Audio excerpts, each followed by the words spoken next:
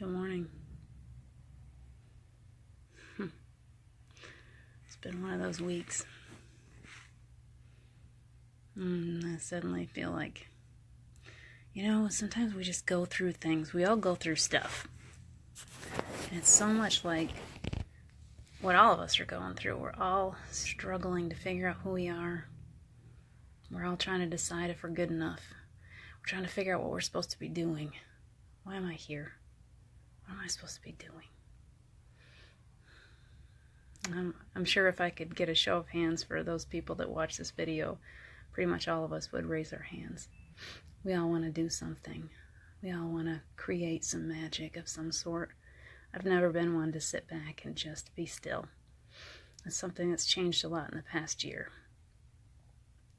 I feel like I'm still here for a purpose. I'm here. Hi, Lori.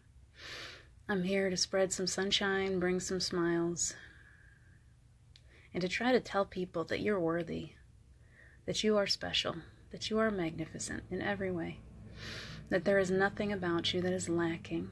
There is nothing about you that makes you unworthy or undeserving of absolute, pure, beautiful love.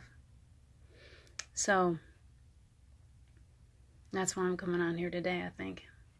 I know it's something that I need to hear every so often. I need somebody to say, you are so loved. And I think we all do. We all need to hear that. We all need to be reminded every day that we're here for a purpose, that we are beautiful, that we have a mission, that we're perfectly created for that mission, that everything about us is good enough. Don't look in the mirror and tear yourself apart. Don't tell yourself that you can't do anything and everything. That you are magnificent.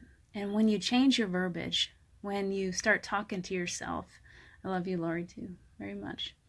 When you change your verbiage and when you start speaking good things to yourself, we don't have to sit around and wait for other people to tell us how worthy we are. We don't have to wait for other people to say, hey, I love you, because we can look in the mirror and tell ourselves those things. And the more that we tell ourselves, the more magnificent we become.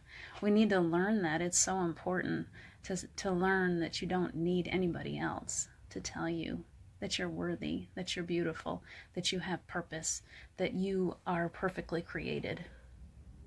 You just simply have to look in your own mirror and tell yourself. Start talking nice to yourself. Don't look at all your faults. They're not really faults at all.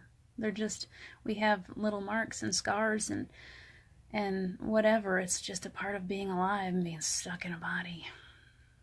That body is not who you are. It's just your package. What's on the inside. I just thought of something. When I was little, my grandmother used to wrap all of our presents in the funny papers. And it was really special if she had the color funny papers. And I don't know, I'm really dating myself because I don't think people really read the funny papers so much anymore. But she always had the funny papers, and she would wrap up our presents in the newspaper. And, why waste the money on wrapping paper when we were just going to tear it up anyway? It was just the wrapping. It's just the outer coating. What was on the inside was what we really wanted anyway. And that's what you need to remember about yourself. That this is just a package. It's just a package. It's just the box that it all comes in. You're going to throw it over your shoulder and you're going to enjoy what's on the inside. What's on the inside is so remarkably beautiful. If we could see what we are on the inside, if each one of us looked and we could see on the inside, we'd be blinded by how magnificent we are. We couldn't even handle it. So remember that the next time you start cutting yourself down, you are always listening to you. And that's an important thing to remember. You are always listening to you. You are a magnificent creator. You're creating everything around you. So if all you do is talk bad to yourself, if all you do is cut yourself down, if you don't believe that you deserve to have beauty and magnificence and abundance in your life, you're not going to have all those things in your life. You're just taking all that stuff out of your life by not believing. You have to look at yourself and you have to believe that you are worthy of all these beautiful things. You are worthy, you are deserving, and you have every right to be just as happy and just live the most beautiful adventure you could ever imagine. And let's see, I don't even know how many days it is. Tuesday.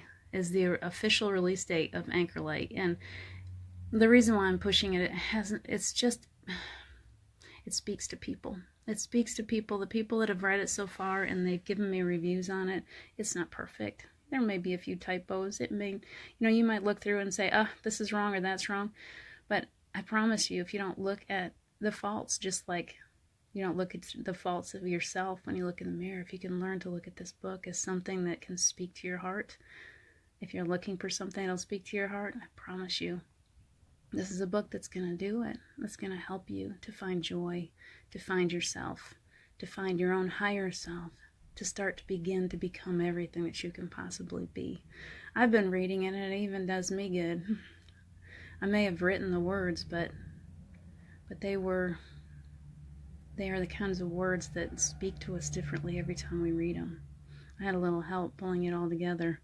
And I can promise you that there's times when I've written it and I've gone back and read it and thought, where did that come from? I don't even know. That was my higher self speaking.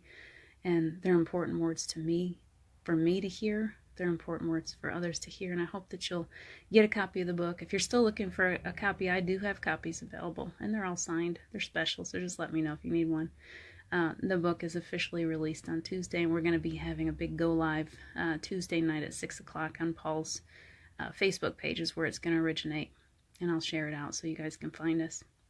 I have one little piece that I want to read real quick. This is just a little piece that I think you'll find us, me and Paul and Caleb, all three of us are in this book in different places, and this is one piece that was me through and through, and every time I read it, it kind of brings a tear, but it reminds me of where I am in life, so I'm going to read it real quick, so if anybody watches this, you can share it out so other people can read it or listen to it because it's kind of special to me.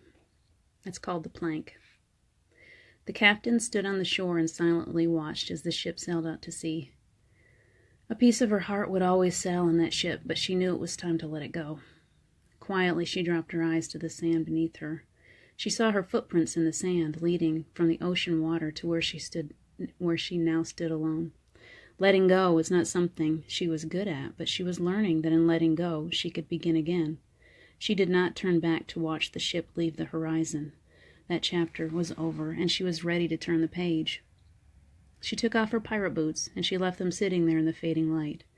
She began to walk, and as she did, little by little, she dropped the pieces of her past.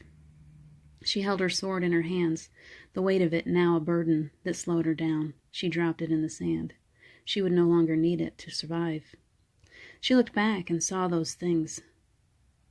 She looked back and saw excuse me, my brain's not functional today.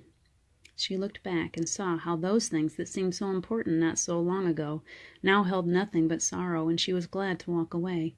She turned back to the new path before her. The setting sun lit the path in soft glowing light. Now, unburdened from the past, her steps grew lighter. Her heart lit up from unexpected joy, and she smiled. There comes a time for each one of us when we simply know that a chapter is complete. There is a restless feeling as if we need to let go of the past and begin again. There is great strength in letting go of the old and stepping forward into a brand new life. Learning to walk the plank and step out into the unknown is no longer scary when you know that you are never alone, or that nothing happens without a purpose and a plan. We don't have to know what awaits us as we take that first big step. We only need to remember that this life is meant to be an adventure. In those moments when we are forced to face the unknown, we can stand strong and confident in our own power and know that we all have the tools we need to make it safely to the shore.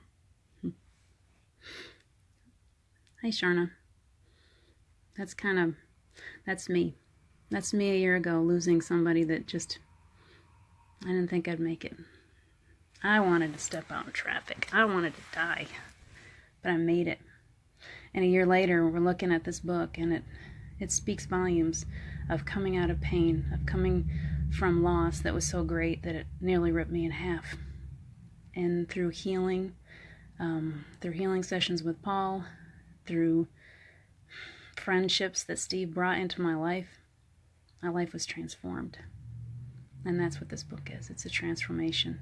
And I hope that people will find it, and they'll read it, and they'll find healing, and they'll find a path, and they'll find joy again.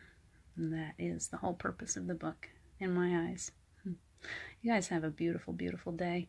I hope to see you next Tuesday at 6 p.m. We'll all have a good chat. Bring some questions about the book, and we'll be glad to answer. And have a wonderful, wonderful day. I love you.